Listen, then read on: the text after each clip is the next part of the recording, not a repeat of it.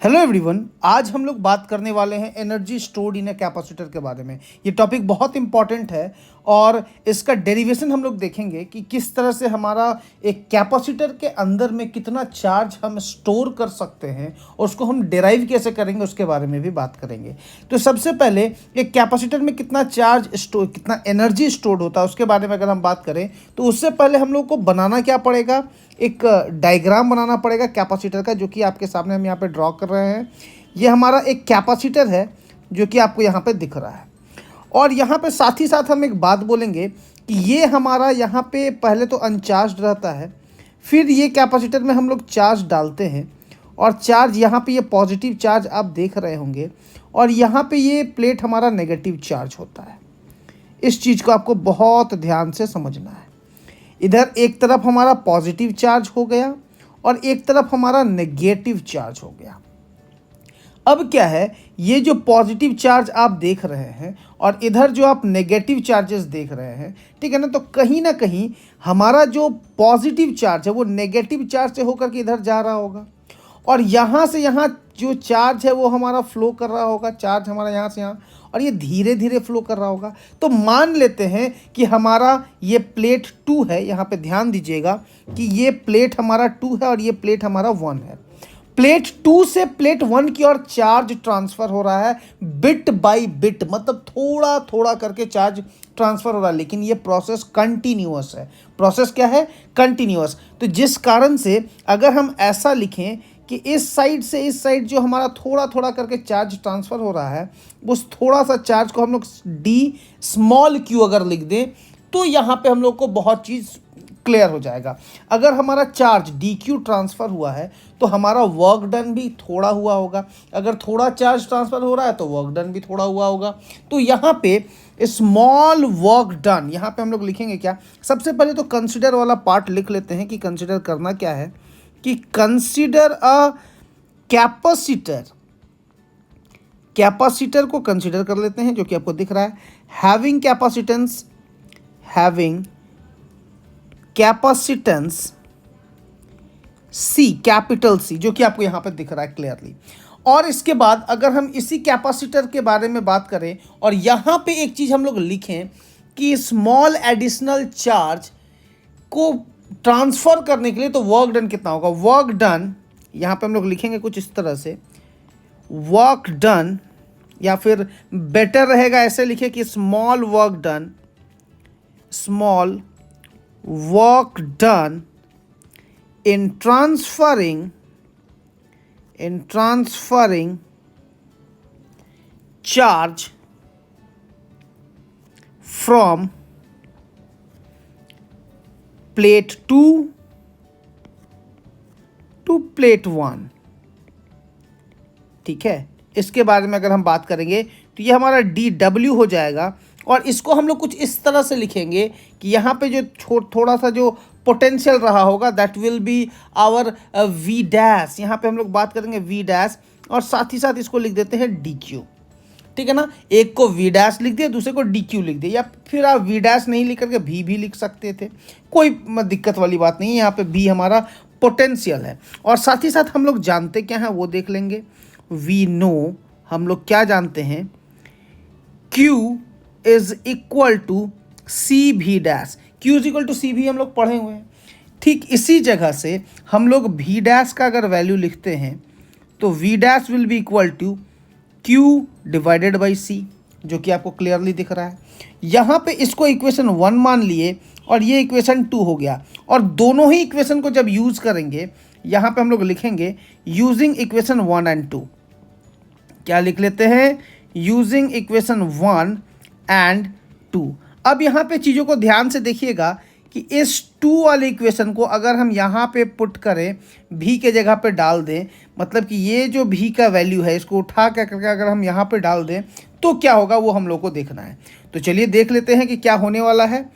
यहाँ पे हम लोग लिखेंगे क्या कि हमारा जो DW होगा that will B V dash है, मतलब Q बाई C के बारे में बात करेंगे और यहाँ पे DQ पहले से था, इस तरह से लिख दिए। अब क्या है, यहाँ पे हम इंटीग्रेट करने वाले, integrating both side, integrating both side from 0 to capital Q। 0 से Q तक हम इसको इंटीग्रेट करेंगे। तो चलिए इसको हम लोग इंटीग्रेट कर लेते हैं अच्छे से और चीज़ों को देख लेते हैं। अगर हम इंटीग्रेट करेंगे तो ये हमारा dw हो जाएगा, और यहाँ पे अगर हम इंटीग्रेट करेंगे 0 से कैपिटल Q तक इंटीग्रेट कर रहे हैं, Q/c dq लिख देंगे। आगे सॉल्व करेंगे तो ये हमारा w हो जाएगा, और यहाँ पे 1/c बाहर निकलेगा, और ये हमारा Q²/2, और लिमिट बैठा देंगे 0 से कैपिटल Q तक। इसको आगे सॉल्व करेंगे तो w will be equal to 1/c into capital Q²/2। Therefore जो ये वर्क डन आया वही हमारा एनर्जी स्टोर्ड है, which is equal to Q²/2c। इसी को आगे सॉल्व करके लिखेंगे तो हाफ हमारा CV² आ जाएगा, और यही हमारा हाफ QV भी होता है। तो ये जो आपका एक्सप्रेशन आपको दिखा है, उम्मीद करते हैं आपको ये एक्सप्रेशन अच्छे से समझ में आ गया होगा।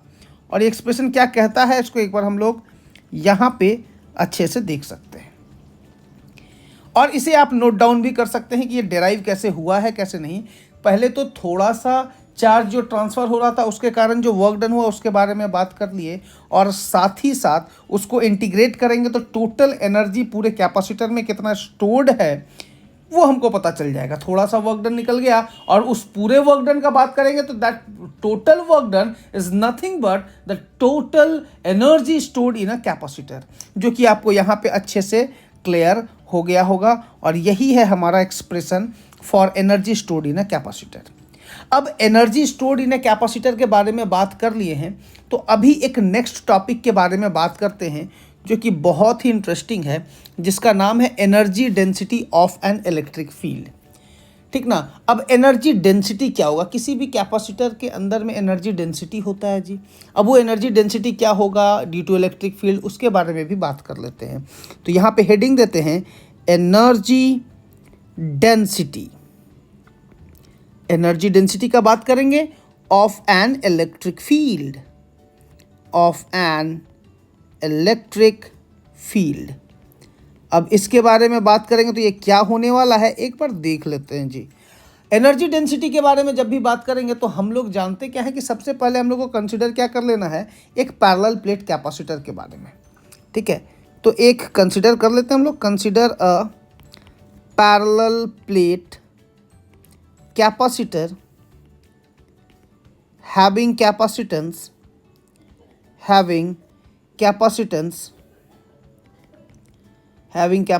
C। क्या हो गया हमारा कैपेसिटेंस, हमारा C हो गया। Area A and separation is small d।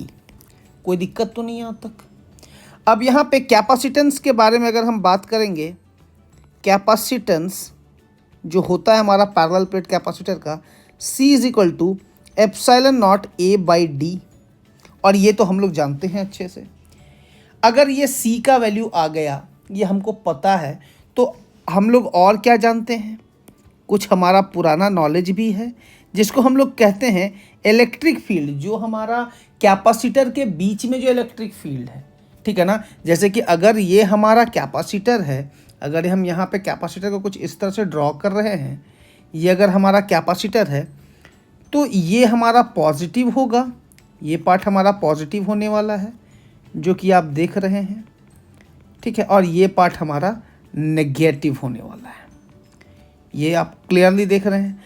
और इसके बीच का जो इलेक्ट्रिक फील्ड होता है वो हमारा σ/ε0 होता है, ये हमको पहले से पता है, ये हम लोग पहले भी डेराइव किए हुए हैं बहुत बार और बहुत अच्छे से।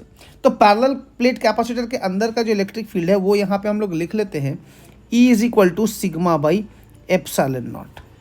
क्लियर है, इस चीज़ के बारे में बात कर लिए। और यहाँ पे अगर हम थोड़ा और आगे बढ़ें तो sigma is equal to ε0 into E भी लिखा जा सकता है, इसमें भी कोई दिक्कत नहीं, ये भी आपको क्लियर हो गया होगा।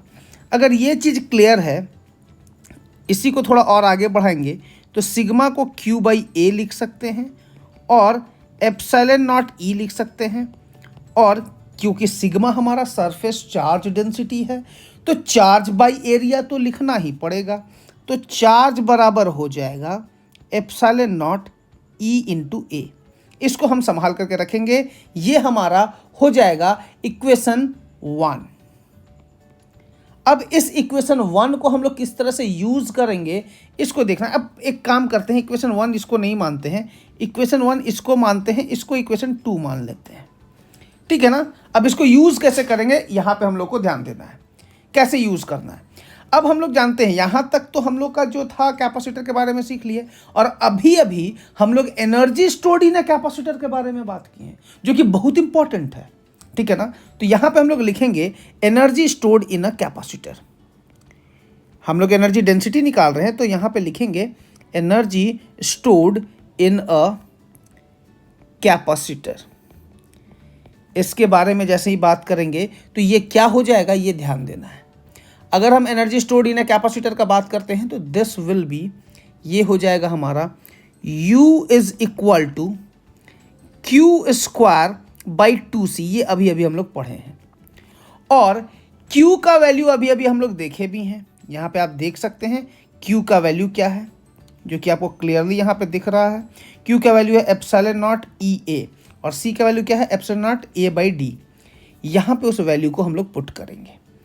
यहाँ पे एप्सिलॉन नॉट ई ए का होल स्क्वायर हो जाएगा, और 2 इंटू यहाँ पे C का value epsilon naught A whole divided by D हो जाएगा। इसको थोड़ा और आगे सॉल्व करते हैं तो यहाँ पे हम लोग कुछ इस प्रकार लिखेंगे, U बराबर एप्सिलॉन नॉट का whole square E square A square whole divided by 2 epsilon naught A, और यहाँ पे हो जाएगा डी।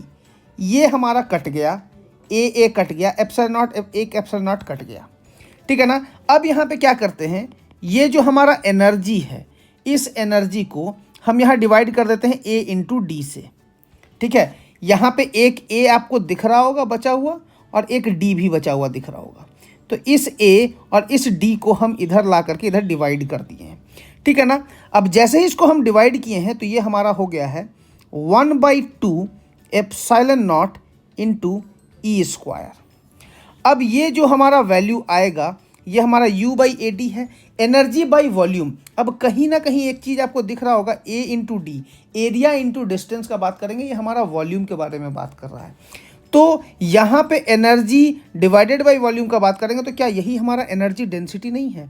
इसको हम स्मॉल u से डिनोट करते हैं, और इसको हम लोग half epsilon naught E square भी लिखते हैं। तो देयरफॉर एनर्जी डेंसिटी जो होगा हमारा small u is equal to half epsilon naught E square हो जाएगा। और आपको उम्मीद करते हैं कि ये अच्छे से समझ में आ गया होगा, ठीक है ना। ये हमारा फॉर्मूला डेराइव हो गया है, और इसको हम ब्रैकेट में कुछ इस तरह से रख सकते हैं, ठीक है। इसको थोड़ा सा ठीक से रखेंगे, ये हम ब्रैकेट में रख दिए। ये हमारा एनर्जी डेंसिटी का आ गया, this is our energy density, ठीक है। ये हमारा एनर्जी डेंसिटी हो गया।